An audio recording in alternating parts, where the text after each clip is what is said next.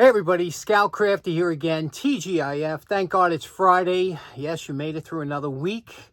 A couple things to talk about today. This week on Wednesday, I had the new neighbors move in next door. If you're new to the channel, my house was next door to me was sold by a family that lived in it since I was born, so it's kind of a little stressful. Anyway, the day after they took ownership of the house, 8 o'clock in the morning, I hear some banging like you wouldn't believe, and they were demoing the inside of the house. Imagine spending $1.3 million on a home and have to demo the entire inside. But I guess that's what they do. So what made me feel bad, it made me think about it. They had a crew of people there banging, and 2 days, ripping the inside out, tons of stuff thrown out, beams, wood, plastic, all kinds of stuff. And I thought about the guy who used to be Octavia's husband, who died quite young, before he was 50, of a heart attack, because every day after work, he would come home and work on that house. That was his legacy. His legacy was what he did with that house, and he took it from he did tons of improvements and inside, and built all the cabinets and everything with his own two hands, all the cement work, everything he did himself. After work, working until, it got dark, and then he would wash up, have dinner, go to bed, and go to work tomorrow. After work, come back and do the same thing. That's probably why he passed away so early. It was a lot of stress on a man, right? But I thought to myself, I felt kind of bad. I saw that stuff in the yard, and I said, there's his legacy. His legacy lasted, 50 years, worth of. His wife was so proud of the work he did. She would always talk about and brag about his work and show it. But, when she passed away, and his legacy was gone a few days later. And it made me think about legacies, about, what do we actually leave behind, that can last a couple hundred years? Nothing. It's very difficult to have anything from us last a couple hundred years. Even if you say, well, I got my bloodline, I got my kids or whatever. Who remembers their great-great-granddad? Very few people do. So you're kind of forgotten by even your bloodline. But I was thinking, my goal is to make something that will last 200 years, okay? And when I mean last 200 years is that in 200 years, somebody will still look at it and say, oh, this has value. In other words, it's worth keeping. Now, what could you make or do that in 200, now any kind of structure you build is going to be ripped down in 100 years, so forget about that. So it kind of leaves you to maybe artwork or something. Look, the Mona Lisa is 500 years old, the Pieta is 500 years old, but those were artists and whatnot. But what could the regular guy do that could last a couple hundred years? I was thinking maybe you could make some kind of tool. That's why, if you're a fan of the show, whenever I see a homemade tool, I do my best to preserve it and keep it going, because that's somebody's legacy or whatever. If we can get that to last for a while, where somebody won't throw it out because it's a piece of rusty junk, that's what excites me. So I'm trying to do something that I could make that could last 200 years. So in the comments, let me know, what do you think would still have value 200 years from now? Because even if you were skilled enough to make a pocket watch and you engraved it and everything, people might not carry it, or they might melt it down for metal or whatever. People don't use it or will it still work? And if it don't work, it gets stuck in a drawer. I'm talking about something that might still have value. Maybe like if you make a nice enough machinist hammer or something that could be passed down and nobody's going to throw it out because it's so nice. Let me know in the comments what you think would be a good thing to try and keep our legacy going. We all have that problem, right? How do we keep it going as long as we can? 200 years. What would be still useful in 200 years? Anyway, we got a couple things to get to today. I'm looking forward to today's episode. Let's get started right away. Before we get started, I had to do some cleaning up. I'll tell you about on Monday. Had to have some work done on my oil burner, and I had to clean up an area. And I bought these. I didn't show you these yet. I bought these at the last tool meet we had at the Long Island tool meet. My buddy Chris was selling a whole bunch of stuff. I paid $1 each for these planes, right? I'm not a plane guy, but I said for $1, I thought it would be, even if you did it for wall hangers. But a couple things were, they need a little bit of a repair. These, a lot of times, had a kind of a knob on the front. These are block planes meant for doing kind of rough work. But I said, you know, somebody made these or whatever back. A lot of times apprentices would make them of a hard wood. Very dense, very hard. This one here especially. Obviously, you can see where it's broken off here. This would be a fun project to do. It's still got the wedge, and $1, they would make a nice... Imagine if these could talk. Look at the rings on here. So they were probably punching something out, right? See the rings? And you know, a lot of times they needed a flat space to work on. They lay this on the side. That's what, you know, you do when you're working. But you think they were worth $1 each? What do you know? What do you think? Okay, for today's show, a while back I got a package from a good friend of the show by the name of Vince Terrana.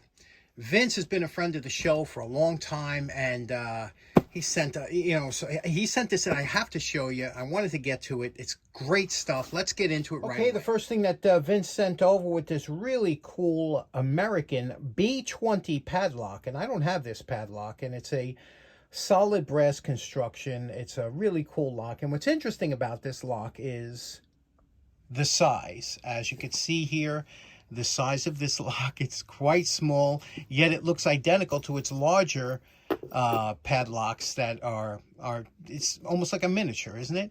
And it comes with its box. I always love these. American B20. Next up, Vince sent over a Victorinox Swiss card. I do not have one of these, as much as I like the Swiss Army knives and whatnot. This was introduced in about 1997, and this is the first generation Swiss card. They still make them today, although today they're made of a translucent, either red, blue, I think maybe even amber. You can see what it is. It has a couple features, which is pretty cool. We'll work our way clockwise around. Over here, in this corner here, we have a pin. And how many times have you might have needed a pin? If you needed, for some reason, you get a splinter or something, a pin, and this is a, it has a head on it, a headed pin, fits in here. So that's the first feature it has. Over here, moving down, this is a file with a screwdriver in the tip. You could see there. And there we go there. That fits in here. Underneath here, we have a toothpick, which is common with a lot of Swiss Army knives. Next down, we have tweezers. These tweezers do, again, you get a splinter or something like that, the tweezers come in. On the bottom lower left corner, this here is a ballpoint pen, pressurized. So this does write, and it will last. So there we go. A lot of times you might need a pen for something. You have it with you. This is the thickness of 5 credit cards, so it will fit in your wallet.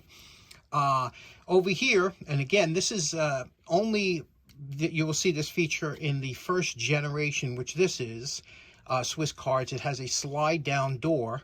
You can see when these arrows match up, it's open. And then out of this pulls your scissors, your Swiss Army scissors.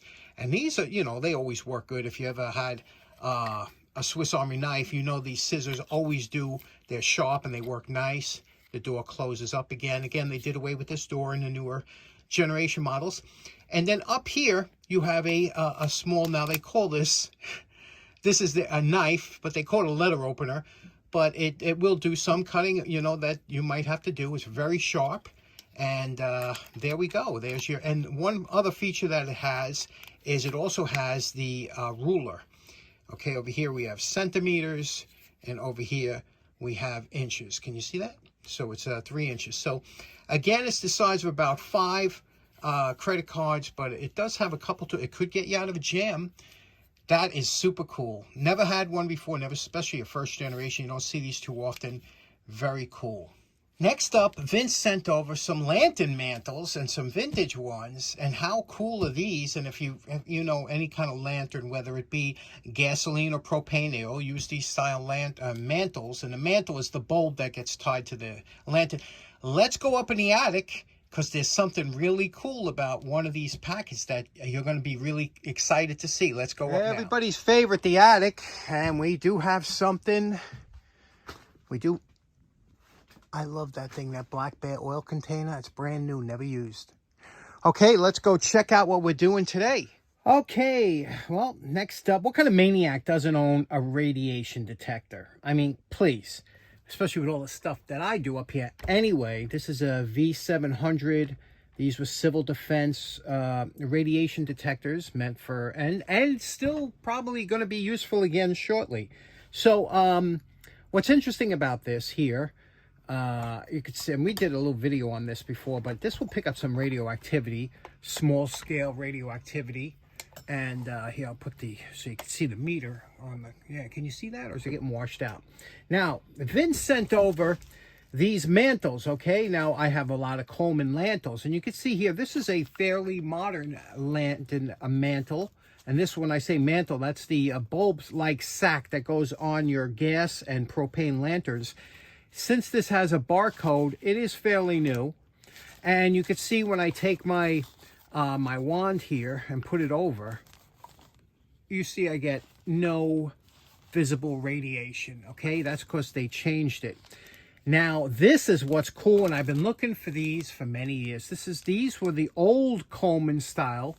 Prior to 1990, they used to use something called thorium dioxide, which was radioactive.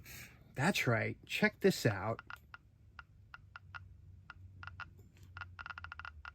Let me cut the meter to a different one. Seems like it's high, but it's not. How cool is that? Is that awesome? Radioactive. And they look the same as regular mantles, you see?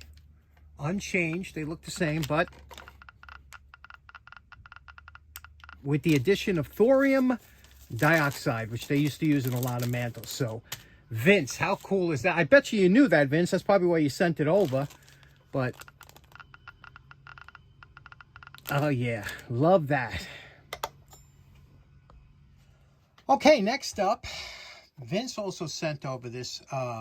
This is called a chamfering plane. And what this is, you can see here there's a blade that intersects a right angle corner here. And it's meant to chamfer or take an edge off of a board or something. Now, it says Masonite products on here, and I don't know if this has anything to do, because I've never used this type.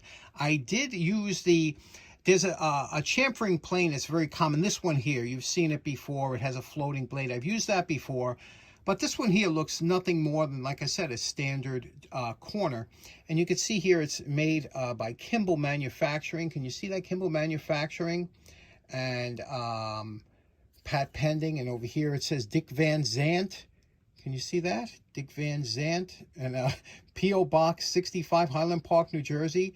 So I don't know. It's strange. I've seen one on eBay. So they do, you know, there wasn't just one made. Very nicely, you know, ergonomic wise. Hold it here, and now how you would do it is you would take a screwdriver that has a tip, obviously, that fits nicely, and this one does the job. You loosen up, give it a quarter turn. You can adjust the blade up and down to the height that you want, and when you have it adjusted right, you tighten up on it. Kind of still in frame here. Tighten up, and once it's tight, where that blade is just intersecting that corner, we'll run it down the edge of a board and see what it does. Okay, I just pulled out a scrap board here, and you can see it's very sharp, the grain here. We're going to take the plane out. Normally, this is meant to use as a push, but according to, I think the grain is running more up like this, so we're going to pull it Japanese style. They like to pull their planes. So we're going to put it on the corner and see what we can do.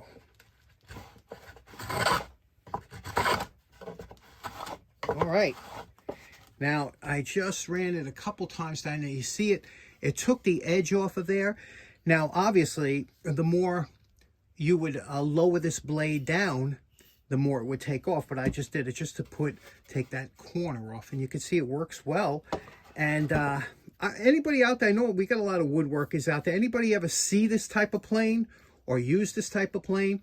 Obviously, you got to make these razor sharp. Anytime you're working with woodworking tools, they got to be razor sharp in order to really take a heavy cut. And you would just move that down a little bit more to take a heavier cut, or move it back or clean up. But very interesting, right? Looks like something that, you know, and it's a nice quality wood. Looks maybe like a beech or something.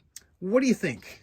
I saved the next item for last because this is just absolutely right up my alley. I've always wanted one of these. You see what this is here?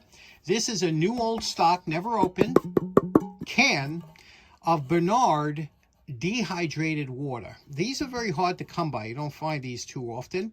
And you can see it was from Evanston, Illinois, back in the day. And see, it empty contents of this can into 1 gallon of water, and then you stir it until it's dissolved, chill and serve. It's dehydrated water.